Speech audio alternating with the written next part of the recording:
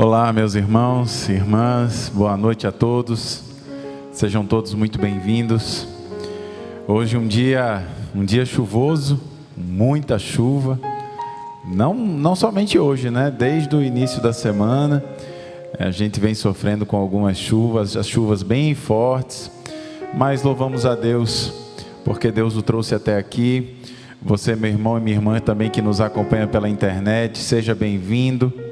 Devemos estar em oração, né? Muitas pessoas com toda certeza foram atingidas por essas chuvas e carecem do nosso cuidado, carecem da nossa oração. E nós vamos começar essa celebração lendo o texto de Provérbios 16, verso 20, que diz assim: feliz é aquele que confia no Senhor. Que essa seja verdadeiramente a nossa oração, que apesar das dificuldades, apesar das lutas, nós temos a certeza que quando estamos com o Senhor, o nosso coração se alegra. Vamos ler todos juntos Provérbios 16, verso 20, todos juntos? Feliz é aquele que confia no Senhor. Amém, amém. Abra os seus lábios e vamos cantar, vamos adorar ao Senhor. Hino 330 do cantor cristão.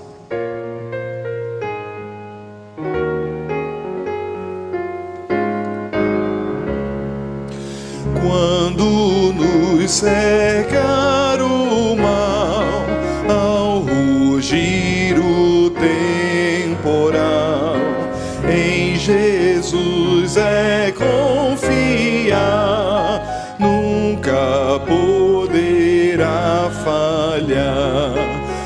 O segredo do viver, o segredo do vencer, é em Cristo confiar, nunca, nunca duvidar.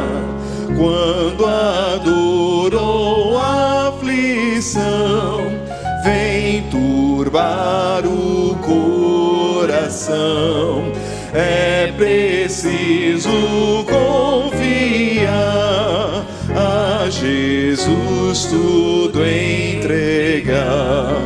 O segredo do viver, o segredo do vencer, é em Cristo confiar, nunca, nunca duvidar. Quando fraco me sentir, quando o mundo me oprimir e pesar a minha cruz, crer somente de Jesus. O segredo do viver, o segredo do vencer, é em Cristo confiar, nunca, nunca duvidar. Quer nas trevas, quer na luz, sempre perto está Jesus, perto e pronto para salvar quem somente confia. O segredo do viver, o segredo do vencer, é em Cristo confiar, nunca, nunca duvidar. Amém, nós vamos orar. Jéssica está conosco hoje, seja bem-vinda, Jéssica, e eu quero convidar a Jéssica a elevar a sua voz e orar ao Senhor nesse momento. Pai, muito obrigada. Obrigada por ser nosso Pai. Obrigada por ter nos chamado para Ti, por ter aberto nossos olhos para a salvação que há em Cristo Jesus.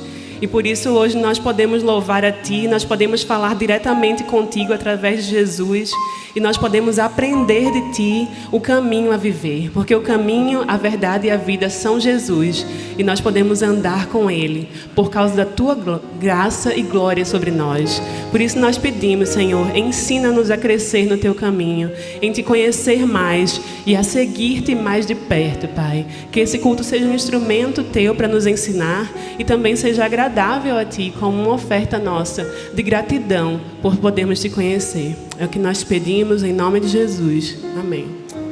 Amém, amém. Quero convidar os irmãos a ficarem em pé e juntos nós vamos continuar cantando e adorando ao Senhor.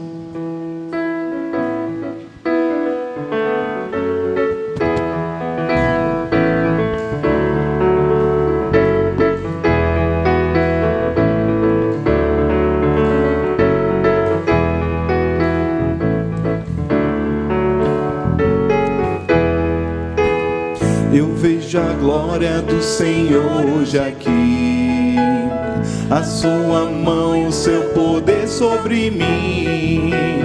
Os céus abertos hoje vou contemplar, o amor descer neste lugar. Eu vejo a glória do Senhor hoje aqui, a sua mão, seu poder sobre mim.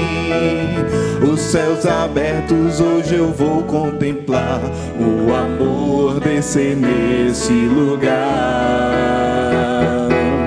Eu quero ver agora o seu poder, a sua glória inundando meu ser.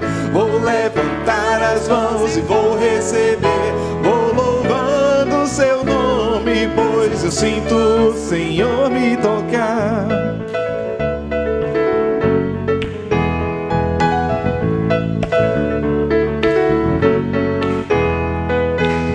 Eu vejo a glória do Senhor hoje aqui, a sua mão, o seu poder sobre mim. Os céus abertos hoje eu vou contemplar, e o amor descer neste lugar. Eu vejo a glória do Senhor hoje aqui, a sua mão, o seu poder sobre mim. Os céus abertos hoje eu vou contemplar, o amor descer nesse lugar. Eu quero ver agora o seu poder, a sua glória inundando meu ser. Vou levantar as mãos e vou receber, vou louvando o seu nome, pois eu sinto o Senhor me tocar. Eu quero ver agora o seu poder, a sua glória inundando meu ser. Vou levantar as mãos e vou receber, vou louvando o seu nome, vou louvando o seu nome, vou louvando o seu nome, pois eu sinto o Senhor me tocar. Amém.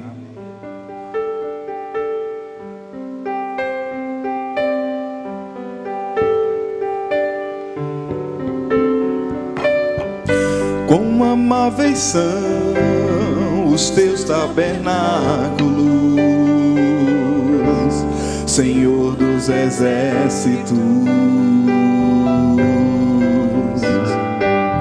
A minha alma suspira e desfalece pelos teus átrios. O pardal encontrou casa e a andorinha ninho para si. Eu encontrei teus altares, Senhor, Rei meu e Deus meu.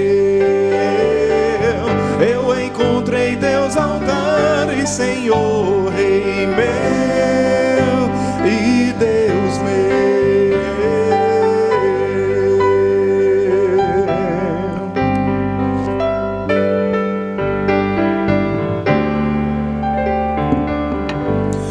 Bem-aventurados aqueles que habitam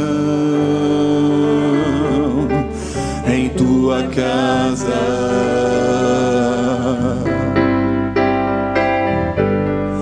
pois um só dia, Senhor, nos teus átrios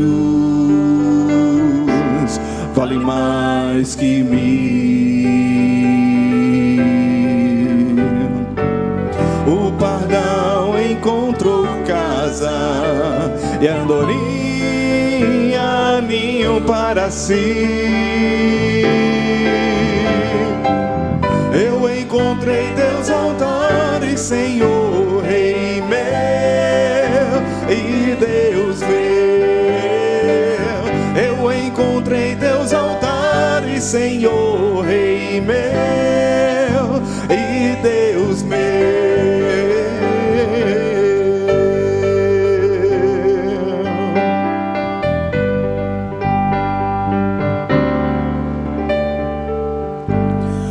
Pois o Senhor é som e escudo, da graça e glória.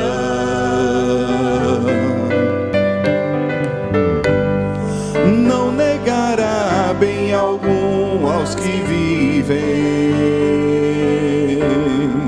corretamente. O pardal encontrou casa e a andorinha ninho para si. Eu encontrei teus altares, Senhor, Rei meu e Deus meu. Eu encontrei teus altares, Senhor, Rei meu e Deus meu. Eu encontrei teus altares, Senhor, Rei meu e Deus meu. Eu encontrei teus altares, Senhor, Rei meu e Deus meu.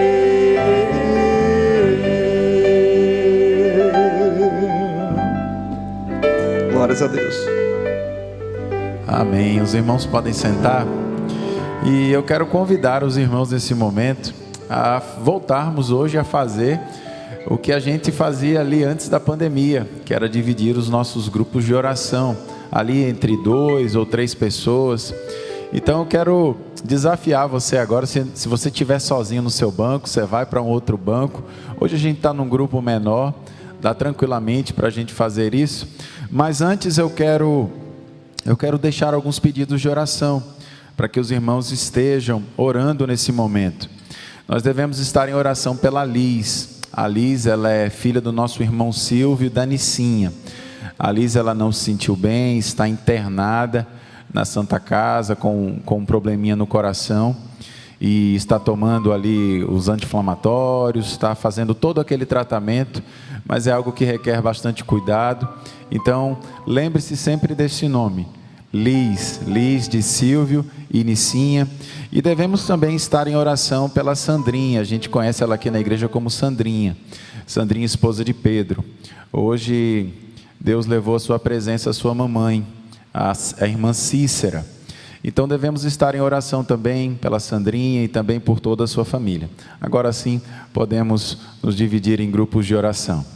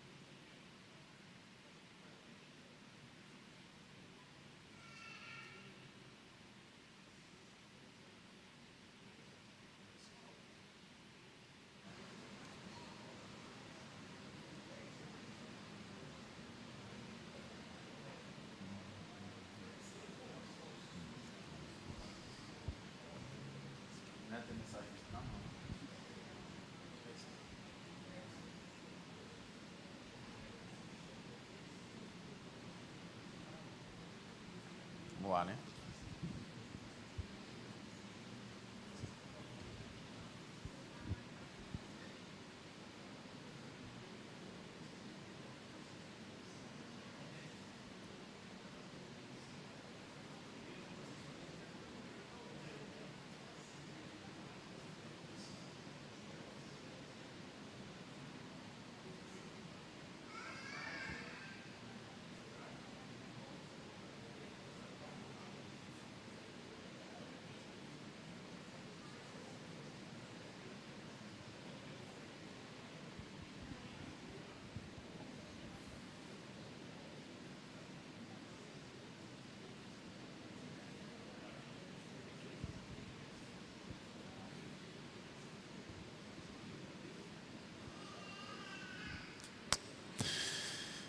Amém, amém. Quero convidar os irmãos a ficarem em pé e juntos nós vamos ler o texto de João no capítulo 14, versos 6 e 7. Como é bom, não é, irmãos? Estarmos juntos em oração, neste momento, poder compartilhar os nossos pedidos, as nossas dificuldades uns com os outros e termos também a oportunidade de orar um pelos outros. João, capítulo 14, versos 6 e 7. Vamos ler todos juntos? Disse-lhe Jesus: Eu sou o caminho e a verdade e a vida. Ninguém vem ao Pai senão por mim. Se vós me conhecesseis a mim, também conhecereis a meu Pai. E já desde agora o conheceis e o tendes visto. Amém. Nós vamos dedicar ao Senhor nesse momento os nossos dízimos, nossas ofertas e, acima de tudo, as nossas vidas no altar do nosso Deus. Vamos cantar.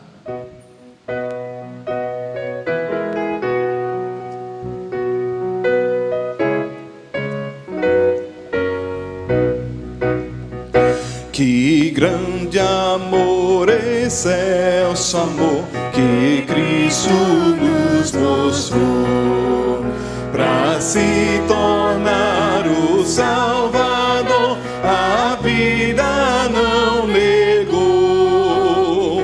Louvemos tão grande amor, sim, tão grande amor, que Cristo assim nos manifesta. Que maravilha de amor que nos trouxe para Deus. Ninguém, pois, deve duvidar do seu tão grande amor, mas todos devem aceitar o amor do Salvador. Louvemos tão grande amor, sim, tão grande amor, que Cristo assim nos manifesta.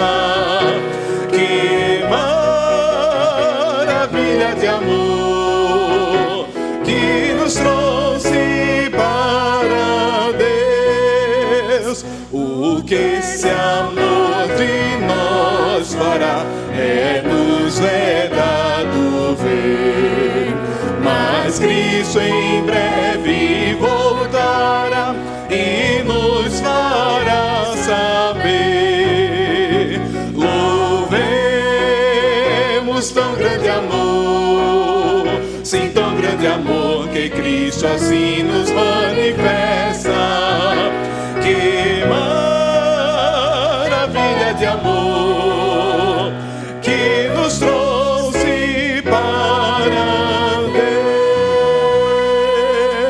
Deus. Amém. Vamos orar. Eu quero pedir a Camila. Camila está ali no microfone já. Ela vai orar, agradecer a Deus os dízimos, as ofertas, também as vidas que foram colocadas no altar do nosso Deus. Deus, louvado seja o teu nome, Senhor. Nós somos gratos porque estamos aqui em tua casa para louvar e engrandecer o teu nome, Senhor. Deus, nós te agradecemos pelos dízimos e ofertas aqui colocados diante do teu altar, Senhor. Que seja usado, Senhor, para o crescimento do teu reino, da tua igreja, Senhor Jesus. Distribuído, Senhor Jesus, para a tua obra, Senhor. Seja Jesus com a vida dali, Senhor Jesus, que o Senhor possa levar a cura ali, Senhor Jesus, bem como os outros irmãos aqui colocados, Senhor Jesus, diante de Ti, Senhor. Rogamos a cura, rogamos, Pai, que a Tua vontade seja feita nessas vidas, Senhor Jesus. Seja Jesus com cada pessoa daqui da nossa igreja, Senhor Jesus, que não puderam vir por conta da chuva, Senhor, colocamos em Tuas mãos. Obrigada por tudo, perdoa as nossas falhas, em nome de Jesus, amém. Amém. Os irmãos podem sentar. E hoje a nossa reflexão será diferente. O pastor Roberto não estará aqui na tela, e ele estará então trazendo o estudo que ele já vem fazendo desde o início desse mês. Então você já está aí com o seu esboço. Acompanhe então o estudo, a reflexão dessa noite.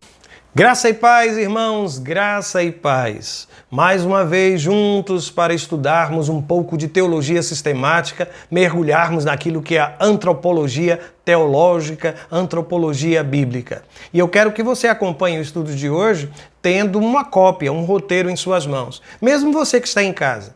Quer saber como? Manda uma mensagem, manda um boa noite para este número que aqui está. Isso. Manda um boa noite, sim. E a nossa secretária vai enviar para você uma cópia do roteiro do estudo da noite de hoje em PDF. Isso vai facilitar, você vai conseguir acompanhar com mais facilidade. Manda lá, aqui está novamente o número, manda um boa noite e você vai receber uma cópia do roteiro da noite de hoje. Se você esteve conosco na quarta-feira passada, deve ter percebido que quando chegamos ao final, nós começamos a migrar, começamos a falar sobre a questão do pecado. Ora, o pecado dentro da teologia sistemática é, na verdade, um capítulo específico, que nós chamamos de amartiologia. E por que esta palavra, amartiologia? Lembram-se? Nós dissemos no encontro passado que existem algumas palavras gregas e algumas palavras hebraicas que são traduzidas no texto sagrado como pecado. E entre as palavras usadas na língua grega existe a palavra amartia. Lembra-se do que significa amartia? Errar o alvo. Errar o alvo.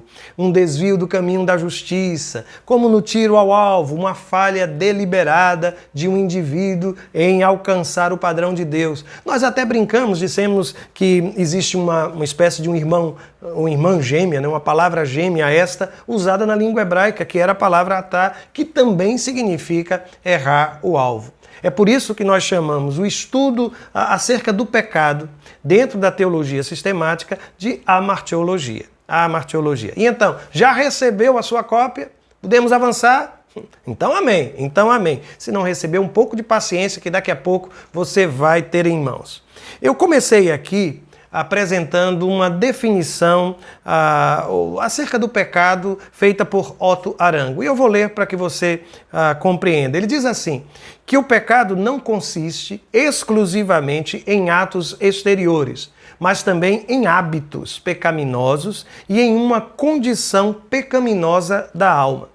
O estado pecaminoso é a base dos hábitos pecaminosos e estes hábitos pecaminosos se manifestam em feitos pecaminosos. Há uma cadeia que começa com a condição pecadora da minha natureza, sua natureza, depois com hábitos e depois com atitudes. E em outras palavras, o que é que o Otto Arango nos diz? É que nós não somos pecadores porque pecamos, mas nós pecamos porque somos pecadores. E é uma diferença grande das duas coisas, não? Muito bem, para o estudo de hoje eu quero começar fazendo uma pergunta a você. Existem graus de pecado? Existe um pecado menor, um pecado maior? Lembra-se da canção que você cantava quando criança? Pecado, pecadinho, pecadão. Isso, não, lembram-se disso? Pois bem, qual a resposta a esta pergunta? Eu vou lhe oferecer a resposta dada por um teólogo chamado Gruden em sua obra Teologia Sistemática. Ele diz que essa pergunta pode receber dois tipos de respostas. Ela pode responder como sim e pode ser respondida com um não. Por quê? O Gruden diz o seguinte, primeiro, que não existem graus de pecado. Porque todo pecado, por menor que pareça, é tão grave a ponto de separar o homem de Deus e privá-lo da bem-aventurança eterna. Ou seja, todos os tipos de pecados colocam o homem em posição de merecimento do castigo da ira de Deus. Neste caso, não existiria um pecado menor que o outro, porque o salário de qualquer que seja o pecado cometido por mim ou por você continua sendo a morte, continua sendo a alienação de Deus, a separação de Deus. E ele continua, do ponto de vista da culpa legal, na nossa relação para com Deus, qualquer pecado, mesmo aquilo que lhe pareça algo muito leve, sabe aquilo que às vezes a gente diz, uma mentirinha, pastor, uma mentirinha. Aliás, eu me lembro de uma criatura que uma vez me perguntava insistentemente se jogar na loteria, e isso já faz muito tempo, viu? Muito tempo, era pecado. Aí nós começamos a conversar e de repente ele me saiu com essa. Ele disse, mas pastor, na época era R$1 um jogo, segundo ele. Ele disse, mas pastor, um pecado de R$1? Pois é. Por menor que pareça, o pecado ele nos separa de Deus e nos coloca legalmente culpados diante do Senhor, dignos do castigo eterno. E ele insiste dizendo que Adão e Eva aprenderam isso lá no Jardim do Éden, onde Deus disse que só um ato de desobediência resultaria na pena de morte. Basta você ler Gênesis capítulo 2, verso 17. Depois ele faz questão de usar aquilo que a teologia paulina ensina em Romanos 5,16, quando diz assim, que o julgamento derivou de uma só ofensa. Esse único pecado tornou Adão e Eva pecadores perante Deus, incapazes de permanecer na santa presença divina. E mais outros dois textos são oferecidos por Gruden neste raciocínio. O primeiro deles em Gálatas 3:10, quando ele começa a falar que apenas um aspecto da lei, apenas uma observação da lei, um mandamento sequer da lei, acaba nos colocando como culpados. O que está escrito em Gálatas 3:10? Todos aqueles, pois, que são das obras da lei, estão debaixo da maldição, porque está escrito, maldito todo aquele que não permanecer em todas as coisas que estão escritas no livro da lei para fazê-las. E logo, ninguém consegue cumprir a lei em sua totalidade. O único que cumpriu a lei foi Jesus de Nazaré. Lembra-se disso? Eu vim para cumprir a lei. E um outro texto é o texto de Tiago, capítulo 2, versos 10 e 11. O que é que está escrito? Porque qualquer que guardar toda a lei e tropeçar em um só ponto, tornou-se culpado de todos. Porque aquele que disse, não cometerás adultério, também disse, não matarás. Se tu, pois, não cometeres adultério, mas matares, estás feito transgressor da lei. Consegue perceber? Um único erro, um único pecado, e aquilo que é a consequência do pecado bate à minha porta. A alienação de Deus, a separação de Deus, aquilo que a Escritura chama de salário. O salário do pecado é a morte. Mas lembra-se que o Gruden disse que você pode ter duas respostas, uma resposta sim e uma resposta não. O que é que ele vai dizer depois? Ele vai dizer, depois de ter afirmado que em termos de culpa legal, todos os pecados são igualmente maus, pois nos fazem legalmente culpados perante Deus, ele começa a tratar de uma outra forma. Ele começa a pensar nas consequências de um pecado cometido e no impacto que este pecado cometido tem na minha relação com Deus. E aí o que é que ele sugere? Ele diz que é simples, ele começa o raciocínio dizendo que alguns pecados que eu cometo, alguns erros que eu cometo, afetam tão somente a mim mesmo. Outros, no entanto, vão afetar a minha vida e talvez a vida da minha família. Outros talvez afetem a minha vida, a vida da minha família, a vida da empresa onde eu trabalho. Outros ainda vão afetar a comunidade onde eu participo, a comunidade religiosa onde eu participo. Então parece que os efeitos ou as consequências do pecado, elas são menores e maiores. E nesse ponto de vista é que ele sustenta que sim, pode receber uma resposta sim. Existem graus de pecado? Ele iria responder sim. Nesse aspecto, sim. O que é que ele diz? Alguns pecados, segundo Gruden, são piores do que os outros, ou do que outros, pois trazem consequências mais danosas para nós e para os outros. E no tocante ao nosso relacionamento pessoal com Deus Pai, provocam-lhe desprazer e geram ruptura mais grave na nossa comunhão com Ele. E depois ele utiliza alguns textos para justificar o seu pensamento. O primeiro deles é uma palavra proferida por Jesus quando ele está diante de Pôncio Pilatos. Jesus está sendo julgado, Pôncio Pilatos lava as mãos, fica indiferente e quer ser omisso, mas não quer assumir a responsabilidade da condenação de um homem inocente. Mas no diálogo, Jesus olha para ele, em João 19, versículo 11, e diz assim: nenhum poder terias contra mim se de cima não te fosse dado. Mas aquele que me entregou a ti, maior pecado tem. A quem Jesus está fazendo referência? A Judas Iscariotes. O que é que ele está dizendo? Que Pilatos cometeu um pecado, mas o pecado de Judas, maior pecado tem, parece pela palavra, por aquilo que aqui foi proferido, parece ser classificado por Jesus como um pecado maior do que aquele pecado cometido por Pilatos. Um outro texto sugerido por ele faz parte do Antigo Testamento. Ezequiel está numa visão profética e Deus está mostrando os pecados do povo de Israel. E o interessante é que a cada momento em que o Espírito Santo de Deus vai revelando as abominações que estão sendo praticadas em Israel, essas abominações elas são separadas por uma declaração. E qual é? Em Ezequiel, no capítulo 8, versículo 6, versículo 13 e versículo 15, aparece a mesma declaração. Venha e eu lhe mostrarei pecados ainda mais detestáveis do que este.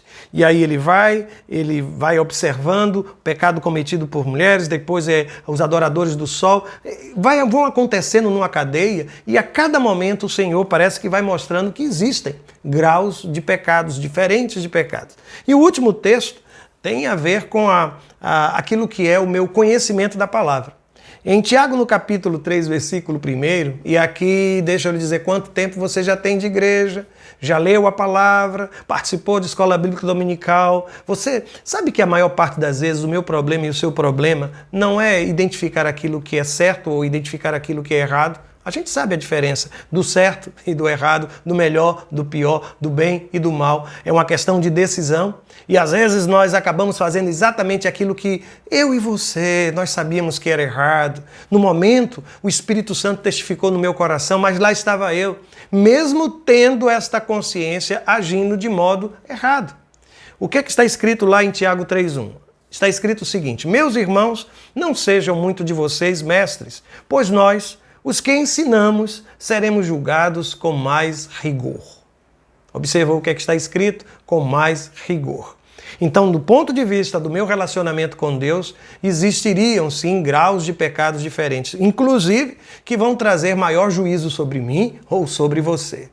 Eu não sei o que é que você acha disso, não sei. Mas existem teólogos que talvez não concordem com Gruden, não há nenhuma dificuldade. Mas é interessante pensar que do ponto de vista legal, todos os pecados são iguais. Mas do ponto de vista das consequências deste pecado e de como eles afetam a minha relação com Deus e a sua relação com Deus, provavelmente nós iríamos encontrar sim alguma forma. Deixa eu explicar isso de uma forma diferente. Uma coisa é você desejar ou cobiçar a mulher do outro. Segundo Jesus, isso já é pecado, já é adultério. Outra coisa não seria você não simplesmente desejar, mas deitar-se com ela. Depois, outra coisa seria, depois de você ter deitado com ela, a semelhança do que aconteceu com Davi, cometer um assassinato e matar o marido desta mulher para poder continuar com ela. E quem sabe mais grave ainda seria, depois de tudo isso, querer enganar todas as pessoas, levando esta mulher para dentro do palácio. Consegue observar como um pecado ele pode trazer consequências cada vez maiores? Por isso, não subestime o poder do pecado na sua vida. Não pense que você é forte o bastante para resistir. Não pense que você é inteligente o bastante para sair das armadilhas do inimigo.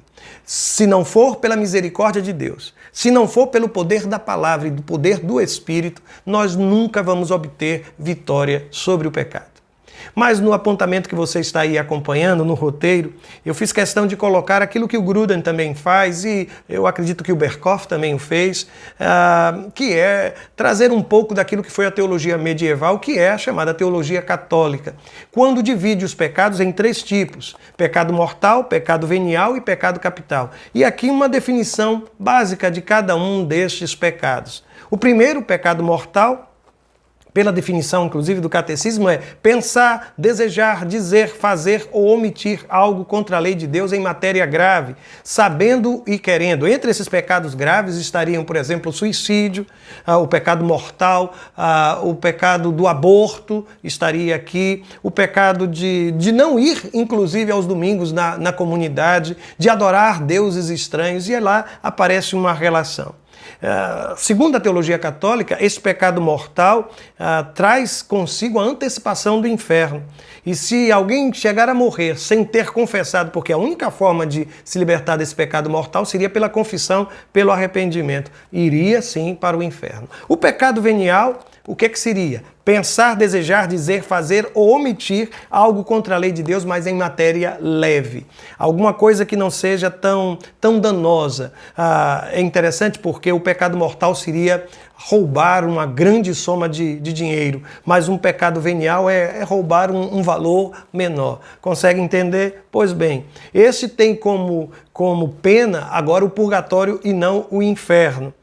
Por algum tempo, caso não tenha dado tempo deste pecado conduzir ao seu consequente pecado mortal, ao qual ele aporta. É como se o pecado venial fosse uma porta para o pecado mortal. E depois surge aquela classificação do chamado pecado capital. Agora, deixa eu dizer, nenhuma dessas expressões aparecem no texto sagrado. Não existe na teologia bíblica, neotestamentária, ou mesmo no Antigo Testamento, essa divisão, essa classificação. Isso é resultado da teologia, do pensamento teológico da Idade Média. E aí o que diz aqui? Pecado capital.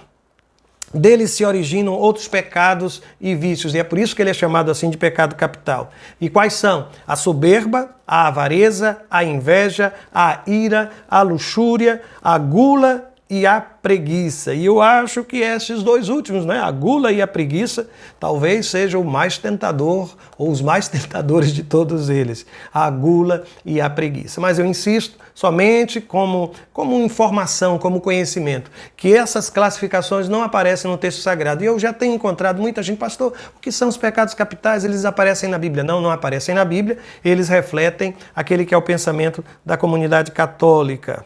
Mas, bom, há um outro capítulo aqui, uma outra referência no seu apontamento, no seu roteiro, que tem a ver com a consciência do erro. A questão que eu comecei a me debruçar foi: o que acontece quando você faz um pecado sabendo que está fazendo a coisa errada? Ou pior ainda, quando você comete o erro, já projetando que depois de ter cometido o erro, você vai buscar a face de Deus, você vai pedir perdão e eu tenho certeza que Deus há de me perdoar. Será que funciona assim? Você acha que realmente Deus é tolo para ficar sendo conduzido pelos seus desejos e apetites, por aquilo que você quer fazer?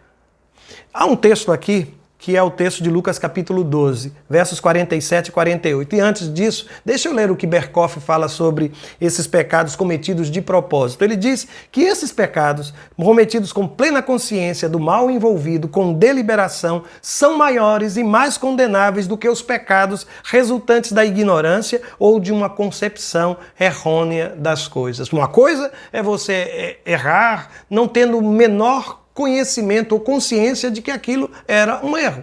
E a outra coisa é quando você, conhecedor da palavra, conhecedor da vontade de Deus, acaba cometendo um deslize ou acaba cometendo esta mesma falha. E qual é o texto de Lucas capítulo 12? Palavras de Jesus, viu? Versos 47 e 48, quando ele diz assim: o servo que conhece a vontade do seu Senhor e não se prepara, nem segue as instruções dele, será duramente castigado. Isso que significa que aquele que conhece e não se prepara e nem obedece, ok? Duramente castigado. E Jesus continua no versículo 48 dizendo assim: mas aquele que não a conhece e faz algo errado, será castigado com menos severidade. A quem muito foi dado, muito será pedido, e a quem muito foi confiado, ainda mais será exigido. Santidade é coisa séria no texto sagrado.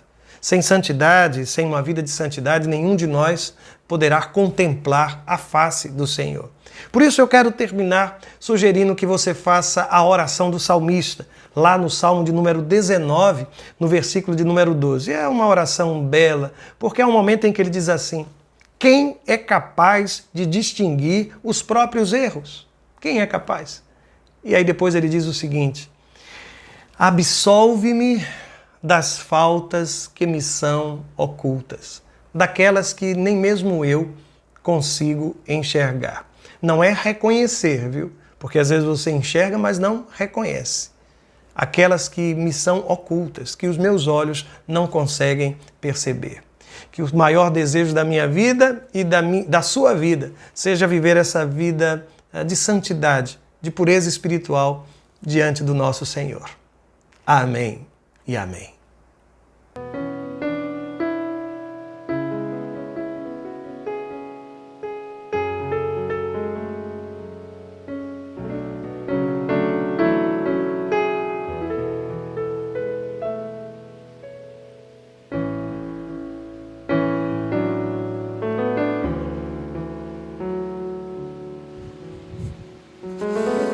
Que momentos preciosos, não é, irmãos? Que momentos edificantes. Servem para o nosso conhecimento e muito mais do que isso, servem para que possam ser compartilhados também. Nesse momento o nosso culto estará finalizando. E o nosso desejo, a nossa oração é que tudo aquilo que foi a experiência de culto nessa noite possa ficar gravado, marcado em seu e em nossos corações. Vamos orar? Muito obrigado, Senhor, pela rica experiência de estarmos na Tua casa. Obrigado porque nos trouxeste em paz. E aqui chegamos, Senhor, e aqui nós lemos a Tua palavra, cantamos hinos de louvores ao Teu nome. Aqui nós fomos instruídos na meditação extraída da Tua palavra. Mas também queremos, Senhor, que assim como nos trouxeste em paz, possa nos conduzir em paz de volta para os nossos lares. Guarda teu povo que está em suas casas, guardados, amparados. Visita aqueles que estão hoje sofrendo em função das chuvas. Guarda, protege aqueles que estão nas encostas, os moradores de rua, os desabrigados. Visita, Senhor, e leva o teu consolo e o teu conforto. Queremos também, Senhor, lembrar daqueles que apresentaram seus nomes lá no chat da igreja. Alguns nomes foram apresentados. E Tu conheces mais do que ninguém cada uma dessas pessoas. E resolve, Senhor, conforme a Tua vontade. E elas têm uma certeza que tudo o que foi encaminhado foi pela decisão, ministração, condução da Tua vontade. Dás uma noite de paz, um sono reparador. E cada vez mais possamos ter a certeza de que quem cuida de nós é o Senhor. É isso que nós Te pedimos, com perdão dos nossos pecados, em nome de Jesus. Amém, amém. Deus o abençoe. Próximo domingo estaremos juntos aqui e quem sabe você esteja conosco aqui celebrando o nome do nosso Deus. Fica na paz do Senhor.